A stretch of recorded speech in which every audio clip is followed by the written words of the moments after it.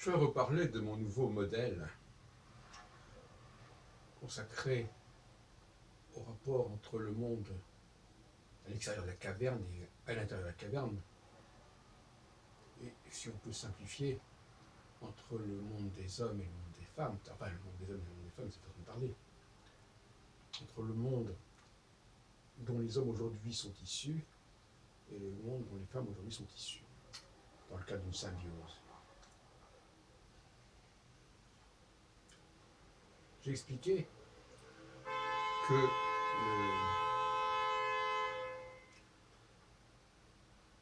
le langage oral prenait de forme, enfin, le langage prenait deux formes, la forme orale et la forme écrite. La forme orale, c'est le passage du visuel vers l'auditif, et la forme écrite, c'est le passage de la forme auditive vers la forme visuelle. Donc il s'agit en fin de compte d'un système qui permet au monde des hommes, au monde en dehors de la caverne, de communiquer et de transmettre avec le monde des femmes. Car je reste persuadé que le monde des hommes n'a pas besoin du langage.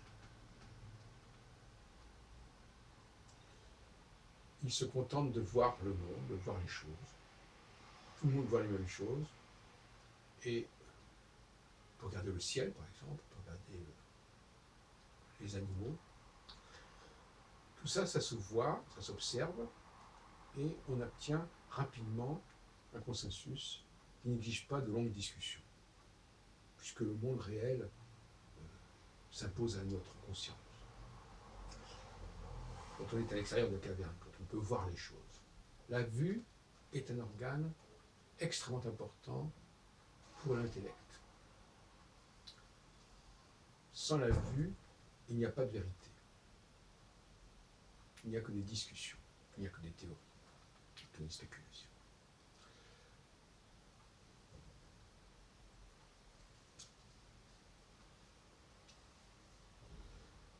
Donc le langage a été inventé, je ne sais pas par qui il a été inventé, il a été inventé pour communiquer entre ces deux mondes.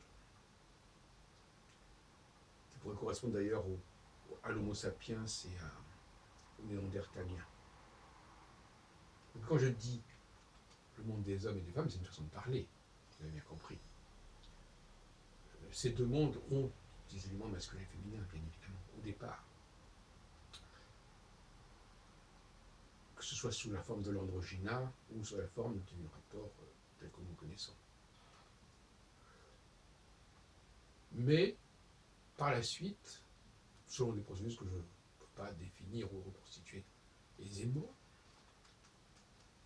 on est arrivé à ce phénomène des gènes, en quelque sorte, qui fait que lorsque des femmes naissent, elles ressemblent au monde de la caverne, et quand les hommes naissent, ils ressemblent au monde en dehors de la caverne. Ça perdure. C'est pour vous dire à quel point le passé perdure, et à quel point il nous est bien difficile de le changer. Nous vivons sur notre passé.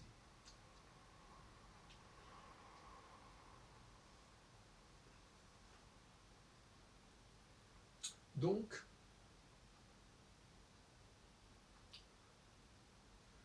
nous avons, nous les hommes, été envahis finalement par le langage, été envahis par l'écriture.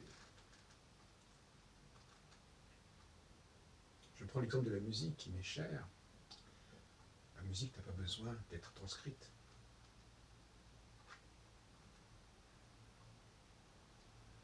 Elle est d'abord un mouvement.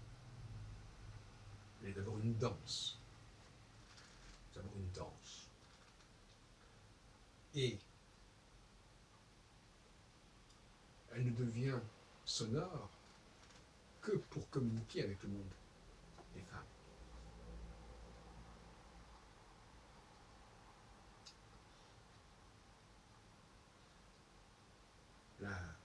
Le spectacle voit avec le cinéma muet, le spectacle des gestes, la pantomime, la danse, la gestuelle, tout ça, ça parle à nos yeux, à notre cerveau.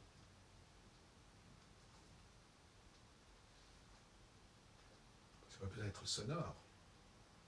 Donc là encore, la traduction sonore de la danse, c'est la musique.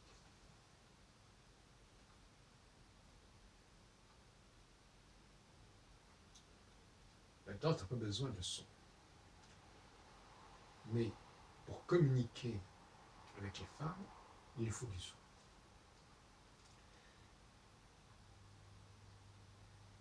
Et donc, il y a la flûte du son.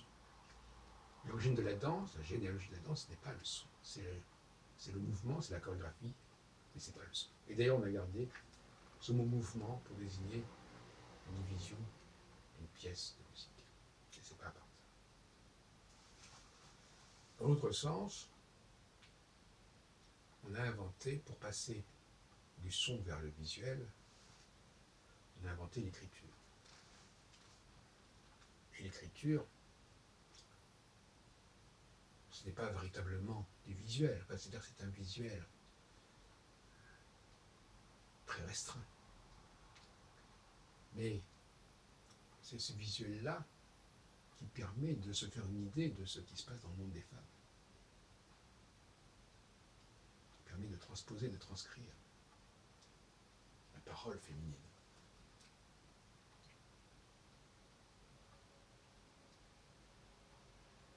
Tout comme la musique, le son de la musique, le son de la danse, permet de transmettre la gestuelle masculine.